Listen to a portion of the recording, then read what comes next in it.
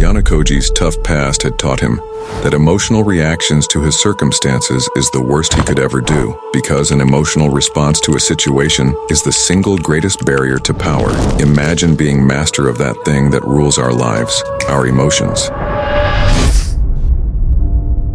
You don't want to be that emotional guy who gets angry at every little thing, who wants it quick, lacks tolerance, and occasionally barks at others. Most people have a great weakness of showing emotions at every opportunity.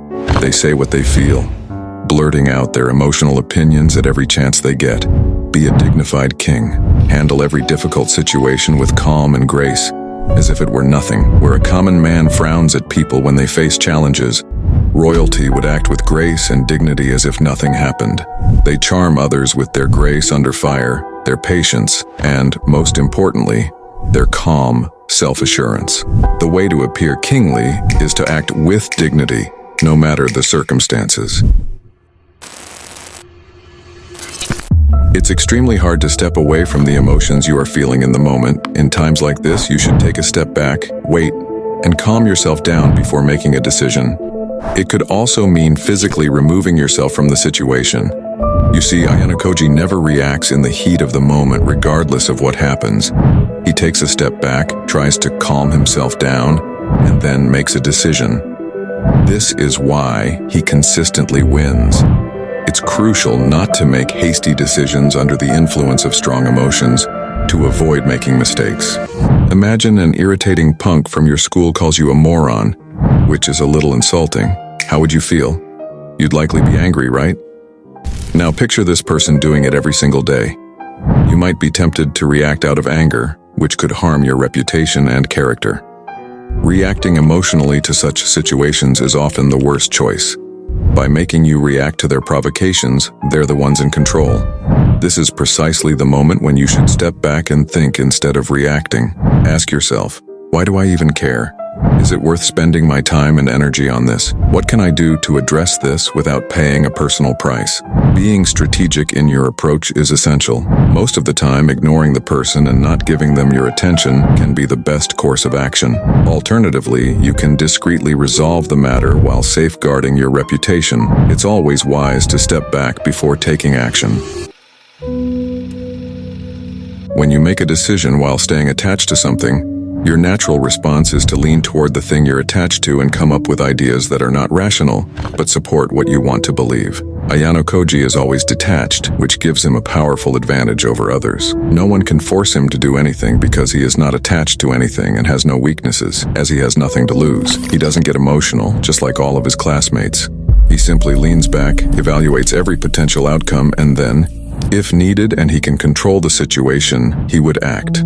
I would say his power of detachment far exceeds anyone else's. He doesn't desire materialistic things. If you look at his room, there's nothing unnecessary. What truly makes him dangerous, though, is that he thinks long-term, so he's willing to sacrifice unnecessary things now that will lead to a far greater outcome later. Most people aren't willing to do that.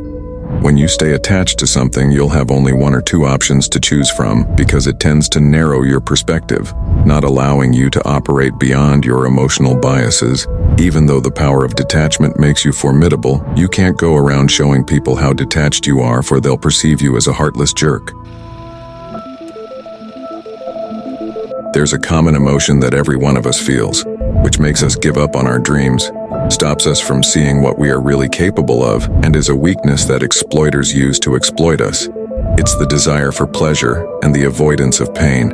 It's a different kind of snake that needs to be handled with the right mindset. Try to see things from a different perspective. Instead of getting frustrated over your mistakes and avoiding them, think that the more mistakes you make, the stronger you become. The harder the work is, the tougher it makes you. When something is difficult, our mind naturally wants to quit, because it doesn't want to feel discomfort. It's a survival mechanism. Now, at times like this, it's up to you whether you obey your mind or make it obey you. Embrace the right mindset. Almost everyone in this world seeks pleasure, but if you can be that 0.01%, that badass who consistently seeks discomfort and works all the time, the person who grinds nonstop, even if he has work later on, even if he had just finished his schoolwork, or even if it's a cold day and warm in bed, I promise you're going to achieve results that no one else has ever obtained. What you get out of something is equal to what you put into it. Remember, Just as you can push yourself to run faster by engaging your muscles to their limit, you can push your brain to work extra hard. The more you push, the more your muscles may be sore and tired in the moment, but when that soreness goes away, your muscles are stronger.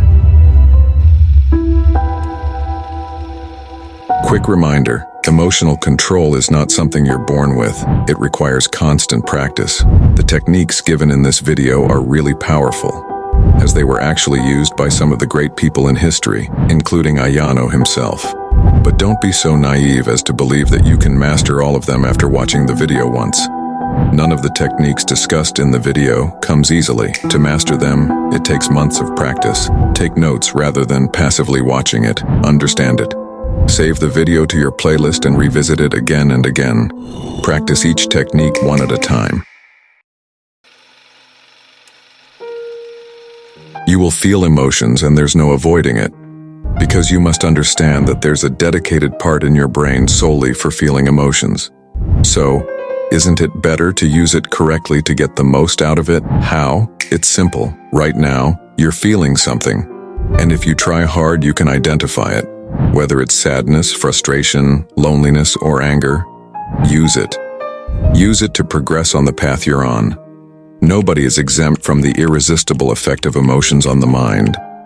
We cannot control how we feel, but we can control how we use it. If you feel envy because someone is greater than you, you can either let it consume you inside or use it to surpass that person. Meditation is scientifically proven to regulate your emotions and bring you to a calm state where you can make rational decisions that will serve you in the long run. Many things happen when you meditate. It tests your patience and improves your focus muscle, as it demands you to refocus. It also releases several chemicals in the brain, including serotonin, a neurotransmitter that plays a crucial role in regulating moods and emotions. There are some individuals out there who will play with your emotions to get your attention, ruin your reputation, and harm you. They'll trigger your emotions and make you react at their will. You have to see through their mask. Some signs of those psychopaths are that you find yourself incapable of thinking logically and reasoning in their presence, and they make you think of them continually when not in their presence. Analyze everyone thoroughly. How much emotional energy do you spend thinking about them, and how much emotional they make you when around? Understand that the way people present themselves in public isn't their real selves. They have been trained to present themselves in public. People mess with you and try to manipulate you because they want something from you. Your job is to find out what it is. Are they trying to feel superior? Are they envious? Do they want your attention? Read through their lines, their subtle sarcastic remarks, signs of backstabbing, and the happy expression on their face when they see you suffer. Read the subtle gestures they express. This is the ability to distance yourself from the present moment and think objectively about the past and the future. When you're angry, you naturally want to lash out at the person who made you feel that way, which is a very bad move. Try to recall your past mistakes in the same situation and think objectively about the future. Consider what this action would lead to in the future. Learn to delay decision-making. Relying on emotions is always dangerous, as they soon fade away. Making logical decisions isn't quite possible when you're under the spell of a strong emotion. If you are angry or sad at the moment, it's better to wait a day to calm yourself down and then make the decision. Don't make decisions under the influence of strong emotions. Emotions tend to narrow the mind, making us focus on one or two ideas that satisfy our immediate desires. Ideas that usually backfire. With a calm spirit, you can identify a vast range of options and solutions. To be even better, use the enormous storehouse of knowledge that has been recorded for you from the past. This is the best one I use every time. It's saying that nothing will matter in the end. Really think about it for a second. When you're 85 and on your deathbed, will you think about the thing Cindy did when you were 18, which was really rude? No, right? By that time, you've probably forgotten about it. Even if you did recall it, it will be a story you can laugh about. Nothing in the social realm and the game of power is personal. Did someone really embarrass you, making you angry? Don't repress this anger within yourself, as it drains energy and pushes us into strange behavior. Tell yourself it doesn't matter and don't take it personally.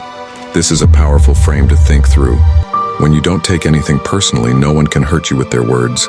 Even the hardest things will be easier for you because they're not going to matter in the end.